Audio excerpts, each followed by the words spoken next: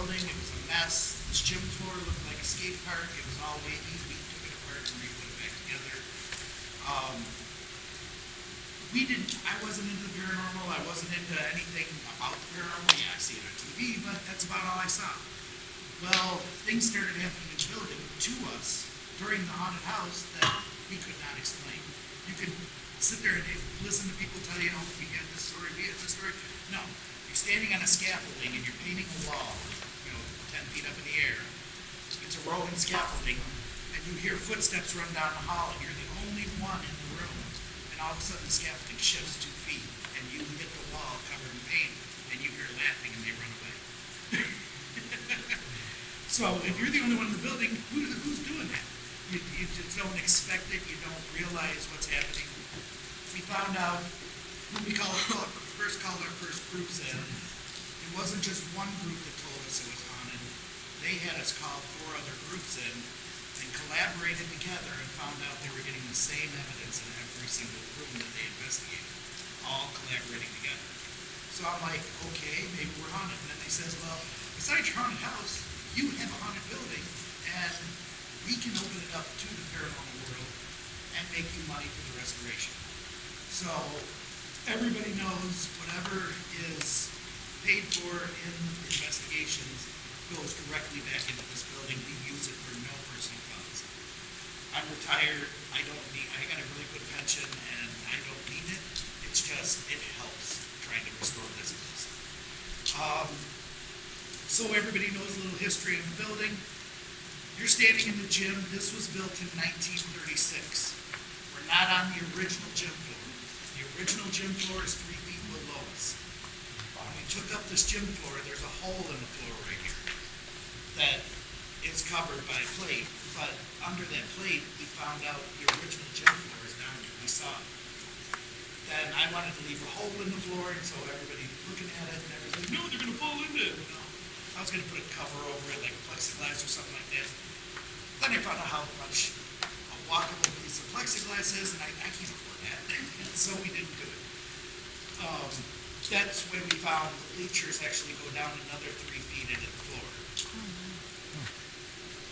The second half of the building, which you'll see denoted by red doors down the center of the building, throughout the building, that half of the building was built in 1906. That's the historical half of the building. Under that building is the original limestone foundation of the 1889 building. That limestone foundation was mined out of the bedrock below us. So they pulled the rock out, built the limestone foundation, put the building on the limestone foundation, which creates, and everybody in the paranormal world, it creates a lot of energy through the limestone. Part 2, we have the railroad tracks that are behind us. That's an iron rail. That iron rail connects us to the Greenwood Cemetery that's 4 blocks away. Everybody in that cemetery went to school in this building. Newcomer's Funeral Home sits across the street from there.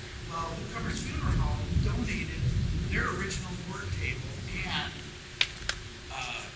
embalming machine. So we can basically, we have those here in the building, and everybody in that cemetery has been on that work table and embalmed by that embalming table. We use it for the haunted house. So there are connections on that table itself. Another point is we have the Sugar River that flows 6 blocks up the road here.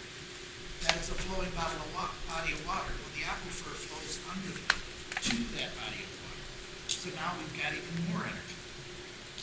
Going back in the history with the historical department and some paranormal research we did on the ley lines in this area, 2 blocks away is the main ley line that goes from the Mississippi River to Lake Michigan.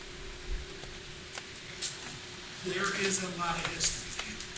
When they brought the railroad tracks through in 1865, they leveled a total of 9 burial mounds down these tracks. And scattered them out in the fields, just plowed them down. A corner of our property has one of those mounds that was leveled. If you look on my plot of survey, this is taxed one way. The grass that's over next to us is taxed second way. The triangular piece in the back is taxed separately. And on that triangular piece of property, it says, do not dig without a state archaeologist, because you will dig up bones. And they will be human bones.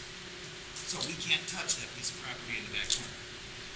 I do not let anybody investigate back there. If you're caught walking back through the grass, back to that area to investigate, I will escort you off your property. We want to leave that at peace.